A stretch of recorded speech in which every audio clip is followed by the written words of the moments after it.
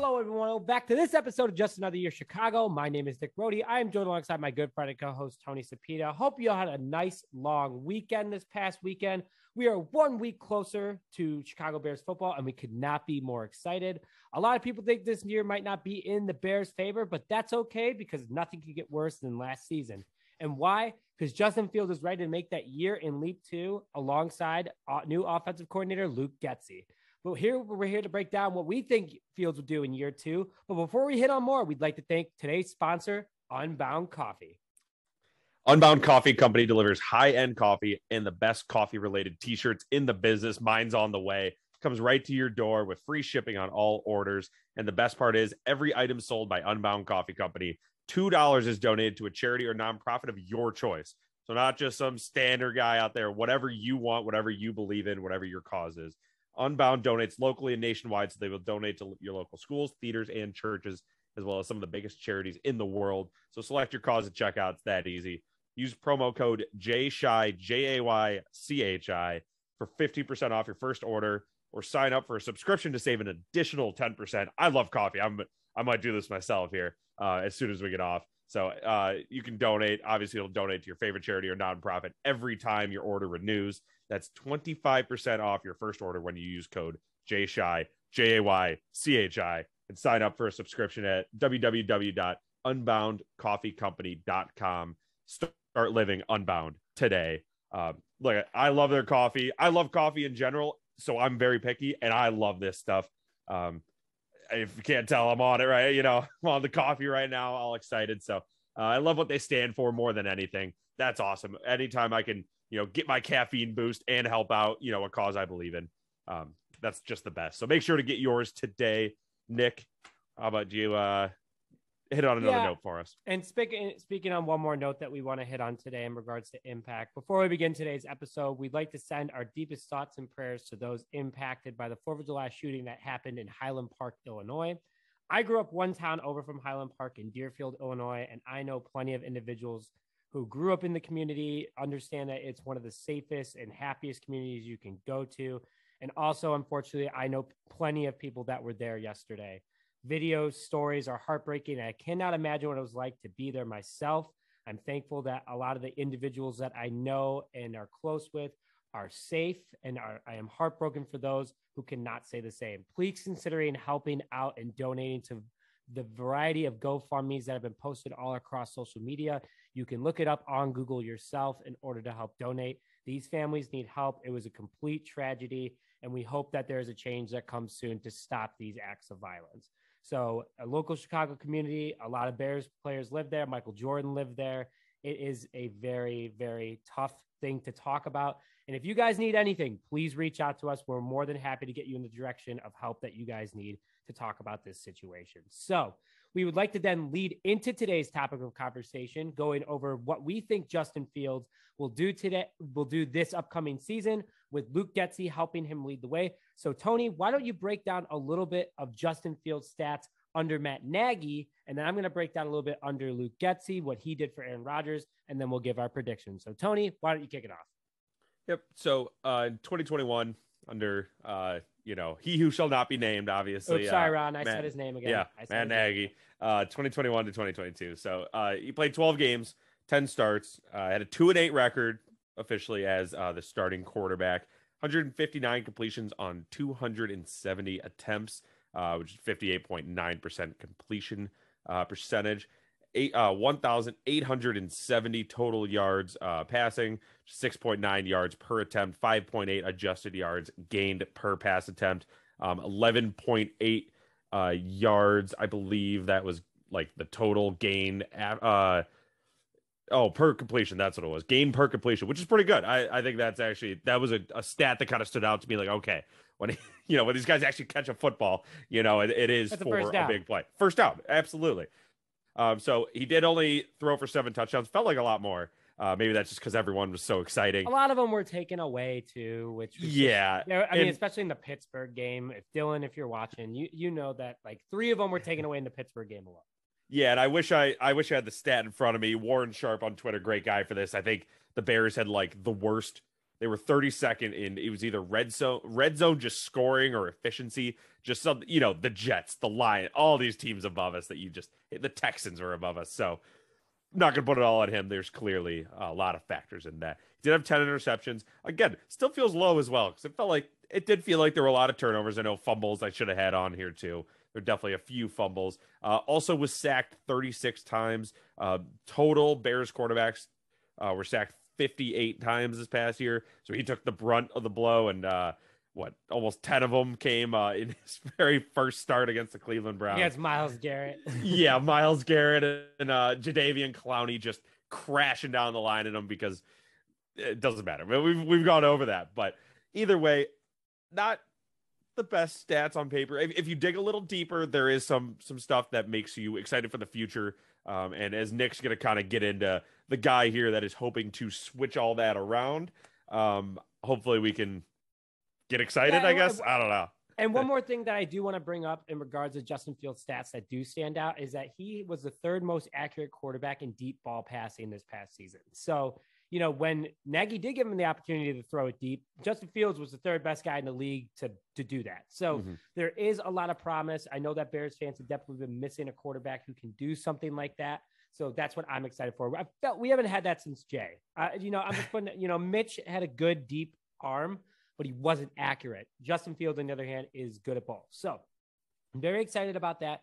Now let's break down what new offensive coordinator Luke Getsy did as Green Bay's assistant offensive coordinator and quarterbacks coach last year. I'm just going to do last year because literally the 1 year that he left to go to Mississippi State and be their offensive coordinator, Aaron Rodgers had the worst year statistically of his career. I'm just saying the good. Let's say the good. So Luke Getsy obviously helped Aaron Rodgers a lot. That's why Aaron Rodgers is freaking out that Luke Getsy's gone. But in 2021, the Green Bay Packers total offense had 375 first downs, 235 of them being passing, 109 being rushing, 31 by penalty. They were 88 for 202 on third down. That's a 43.5% conversion rate. Again, keep that in mind when I go over the Bears stats because it's significantly different. On fourth down, the Packers were 13 for 22. That's a 59% conversion rate.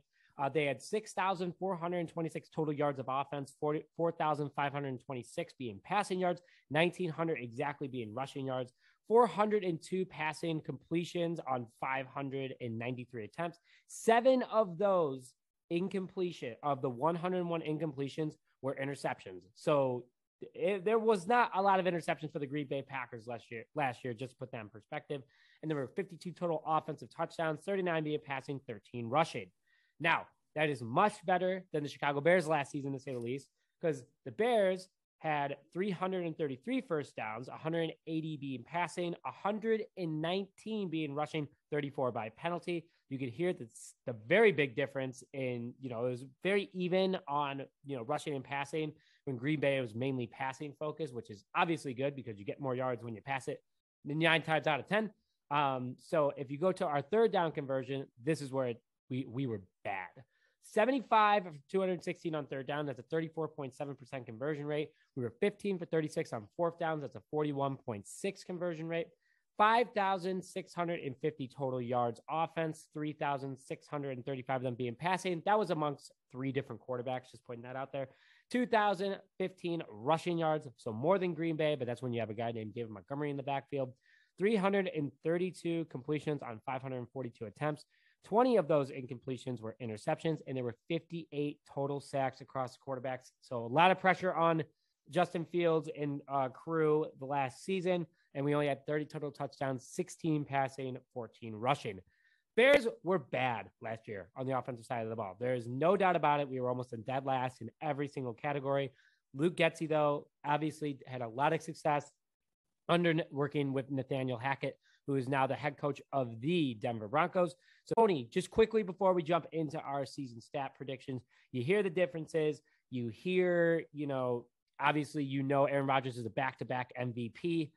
I'm not saying Justin Fields is going to be an MVP next year, but it's all, if I'm a betting man like you are, I'm putting my money that Justin Fields is going to have a lot better year next year. Yeah, definitely. And even if it is just like when, again, he who shall not be named came in for John Fox, even if it is just that bump of just something different, just changing it up. And obviously we're hoping it's for the better. all history, everything leads us to believe that it should be a positive growth, I guess, experience, whatever you want to call it, for Justin Fields coming up, not just this year, but for the future. I found the fumble stat, by the way. This is tough. So this is something it can only go up, only get better, I'll say. He had 12 total fumbles. He recovered 4 of them. So he was fourth in the league in fumbles, but he was top 6 in the league in fumbles recovered. So, good with the bad, I think you see there. Clearly willing to get on the ground for the ball, like Jason Peters, but that's a whole different callback to an earlier episode. But yeah, all right. I think it'll be better. That's my main point. I mean, like, how can it get worse? I mean, the offensive line is going to be better, in my opinion. The wide receiver group, you don't have Allen Robinson anymore, but you have a group of guys that actually want to play football for the Chicago Bears.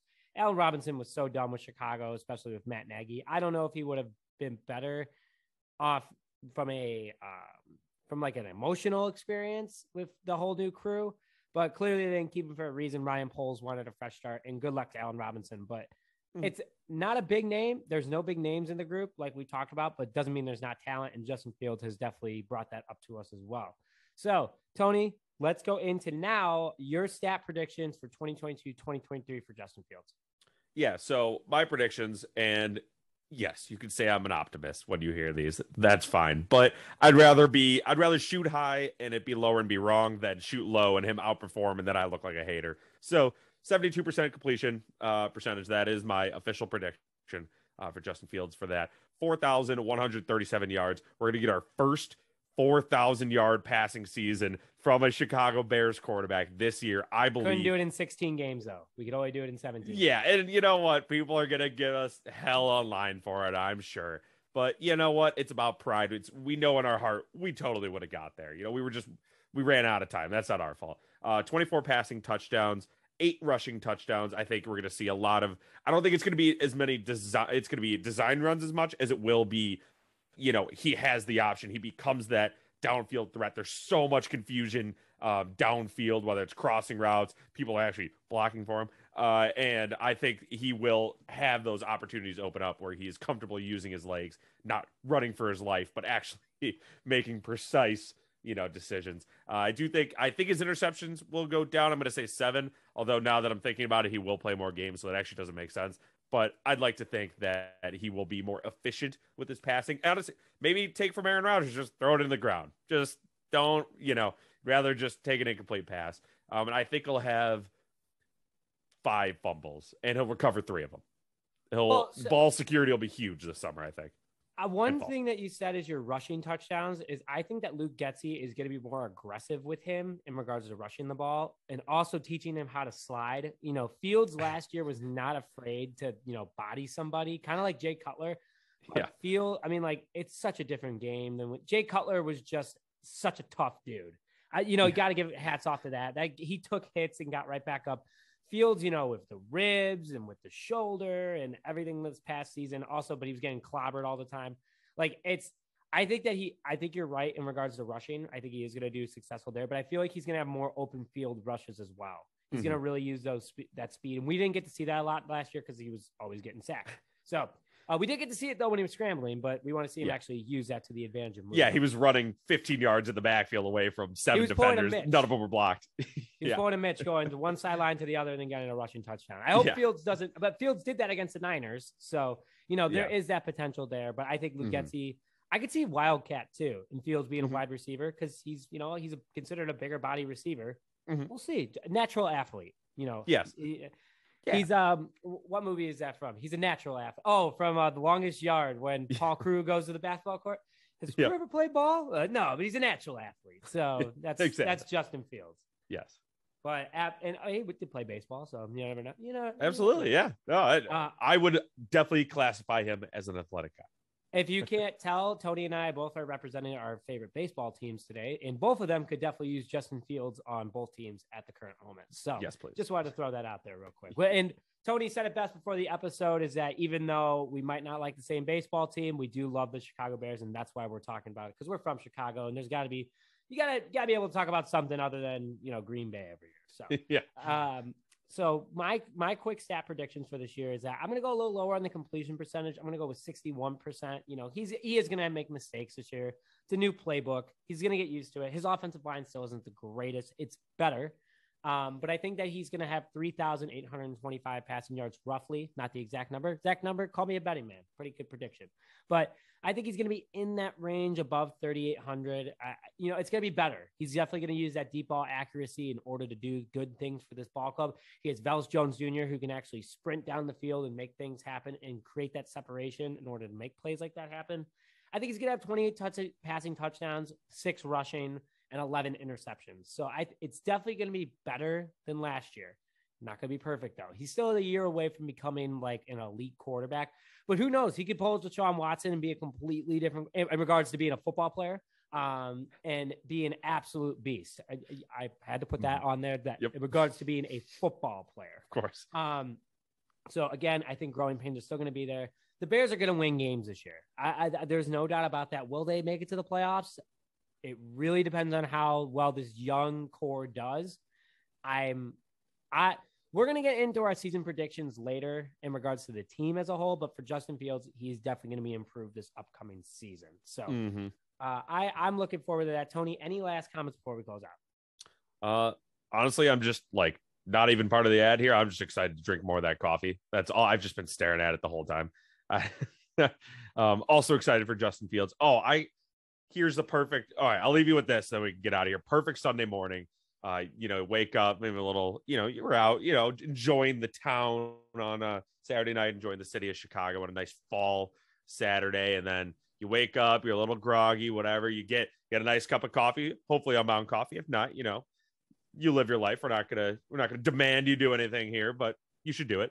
And then you just get to wake up to Justin Fields, just carving up the Green Bay Packers at noon on Soldier Field or wherever they're at first. And I think that's a perfect Sunday. Perfect Sunday. And I really hope that you're right about that because I am so sick and tired of the Green Bay Packers. So things are going in the better direction. Things are going in a better direction for Justin Fields and Luke Getsy. So make sure that you stay tuned for that. Make sure you follow us on Instagram, Twitter, and everywhere that you can follow us. Make sure you follow us there for all updates on Chicago sports. But with that, thank you very much for following this episode of Justin of the Year Chicago. My name is Grody, joined alongside Tony Speedo, and we'll see you guys next time.